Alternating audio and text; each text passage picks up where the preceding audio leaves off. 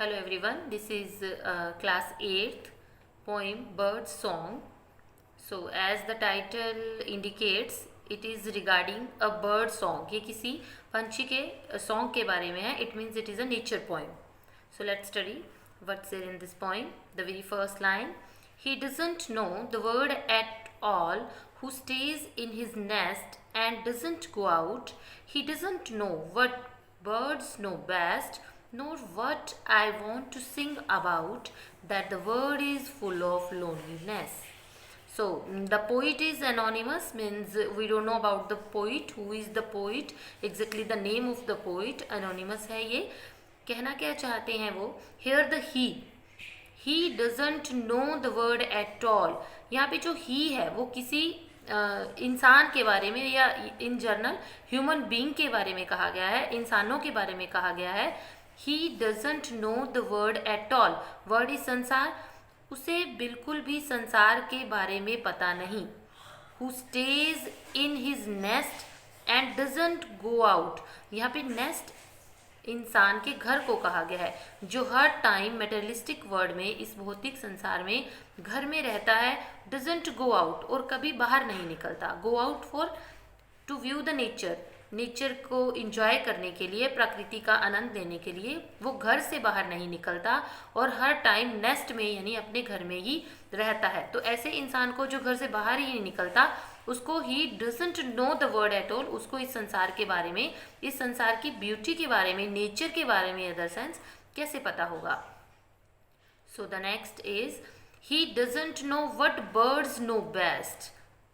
The same human being who is materialistic, who is busy in his daily routine, who doesn't have time to go out, जिसके पास time ही नहीं है बाहर जाने का, so उसे ये नहीं पता what the birds know best, कि एक बर्ड है उसके अंदर क्या स्पेशल चीज़ें हैं, वो क्या कर सकता है.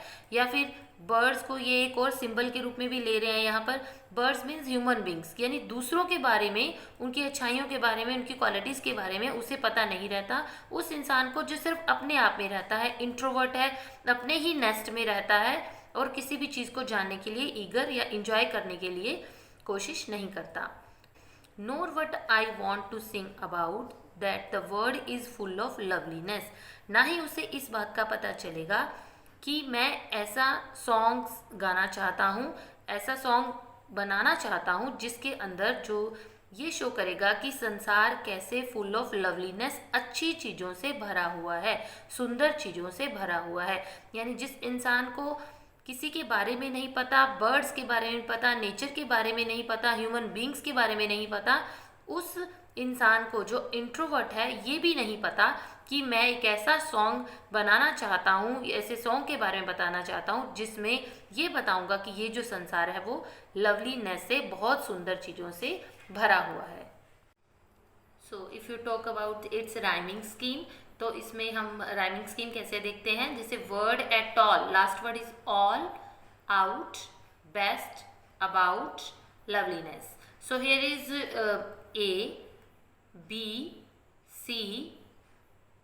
Again we will say it B. क्यों? क्योंकि out and about both are matching. So इसको हम repeat नेम देते हैं A, B, C, B and this is D. So this is the rhyming scheme of this full poem. In each paragraph you will notice this the same. ऐसे ही notice करेंगे आप इसकी rhyming scheme को. So, when dewdrops sparkle in the grass, the earth's afloat with morning light. जब सुबह सुबह due drops हैं, जो ओस की बूंदें हैं, स्पार्कल चमकती हैं इन द ग्रास के ऊपर. आपने देखा होगा अर्ली मॉर्निंग जो ओस की बूंदें हैं वो बहुत सुंदर लगती हैं घास के ऊपर, और वो और भी अच्छी हो जाती हैं जब सनलाइट निकलती है और वो लाइट उनके बीच में से क्रॉस होती है.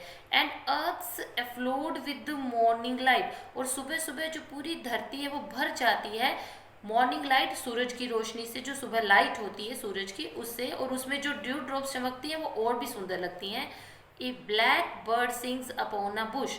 तभी एक काले रंग के पंछी गा रहा है, जो एक बुश, एक झाड़ी के ऊपर, एक बुश झाड़ी के ऊपर जब काले रंग का पंछी गाता है, to greet the dawning after night. किसको वेलकम करने के लिए? ग्रीट, वेलकम करने के लिए डॉन को. डॉन टाइम क्या होता है? The time early in the morning when there is no sunrise, जब अभी सूरज निकलता नहीं है उस टाइम को डॉन टाइम बोलते हैं। उस टाइम में रात के बाद जब सुबह का टाइम सूरज अभी निकला नहीं होता, अर्ली मॉर्निंग का टाइम, उस टाइम को ग्रीट करने के लिए, वेलकम करने के लिए, जब एक ब्लैक पंछी गाना गा रहा होता है अपनी बुश पे बैठ के, that scene is also very wonderful, बहुत अच्छा लगता है वो scene. Then I know how fine it is to live, मुझे पता है कितना अच्छा लगता है इस टाइम जीना। It means this the lovely scene, all worries goes to enjoy these scenes, burden goes off life. लेकिन वो इंसान जो इंट्रोवर्ट है, जो बाहर निकलता ही नहीं है, जो मटेरियलिस्टिक लाइफ में लगा पड़ा है या मनी मेकिंग में लगा पड़ा है, he is not able to enjoy these in things and how he will live peacefully, वो कैसे अपनी जिंदगी जीता होगा, अच्छी जिंदगी जीता होगा। हालांकि पोइट कह रहे हैं कि उन्हें रियलाइज है कि वो जीना कितना, वो जिंदगी कितनी अच्छी है जो नेचर के साथ गुजारी जाए। And now the third paragraph is, hey, try to open up your heart to beauty, go to woods someday, to weave a wreath of memory there, and if the tear obscure your way, you will know how wonderful it is to be alive. The same in this paragraph, the poet is inspiring, is telling the importance of the nature. The time you will spend in the lap of the nature, it is wonderful. The memories are wonderful.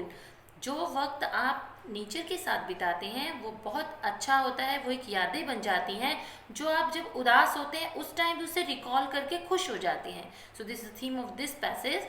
चलिए पढ़ते हैं इसे। He try to open up your heart, he means वो address कर रहा है human being को कि अपना दिल खोलो। ट्राई टू ओपन, कोशिश करो। It means open to nature, nature को इंजॉय करो। To beauty, go to woods, woods जंगल, समडे, किसी दिन जंगल में या वृक्षों की छाया में, वृक्षों के झुंडों में जाओ। टू ब्यूटी, इंजॉय करने के लिए, उनकी सुंदरता को, नेचर को इंजॉय करने के लिए। And weave a wreath of memories there, और वहाँ पर अपनी यादों की एक माला बनाओ, गूंदो। वीव मतलब बनाना, रिथ मतलब अरेंजमेंट ऑफ समथिंग, या कह लो कि गार्लैंड। मेमोरीज यादें, यानी आप किसी भी नेचर के सीन को देखते हैं तो अपने दिमाग में वो फिट हो जाती है। आप एक सीन देखते हैं, दो सीन देखते हैं, जैसे अलग अलग चीज़ें इंजॉय करते हैं तो वो एक सीरीज बन जाती है उसकी आपके माइंड में। सो मेक दैट सीरीज, उस यादों को बनाओ। And if the tears obscure your way, अगर आंसू आपके रास्ते को रोकते हैं, obscure करते हैं, नॉट क्लियर, इट मीन्स धुंधला कर देते हैं। In other sense here tear means problems, अगर जिंदगी में प्रॉब्लम्स हैं और वो आपके रास्ते को रोक रही हैं, आपको सैड कर रही हैं, उदास कर रही हैं, you will know how wonderful it is to be alive.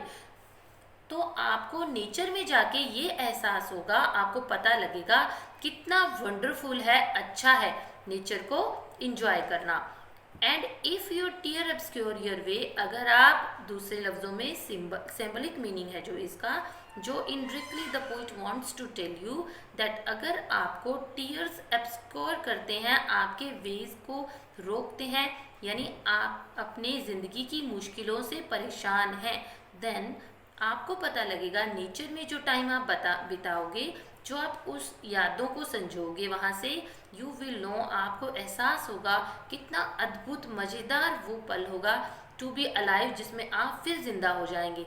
Means आप टेंशन्स में, वरीज में, स्ट्रगल्स में, फेलियर्स में कितने टेंस हो जाते हैं लाइफ में, तो you are like that, you are not living एक ढंग से। लेकिन जब आप यही चीज़ नेचर में इंजॉय करेंगे, then you will feel alive, आप अपने आप को जिंदा महसूस करेंगे, आप भगवान की बनाई कुदरत को इंजॉय करेंगे। So this was a very beautiful point, I feel. बहुत अच्छी पॉइंट थी नेचर के बारे में कि हमें अपने आप से बाहर निकलना चाहिए, नेचर के साथ समय बिताना चाहिए, वक्त बिताना चाहिए, और उन यादों को संजो कर रखना चाहिए, और वो यादें हमें हमारे बुरे टाइम में या सैड टाइम में भी बहुत ज़्यादा हेल्पफुल रहती हैं।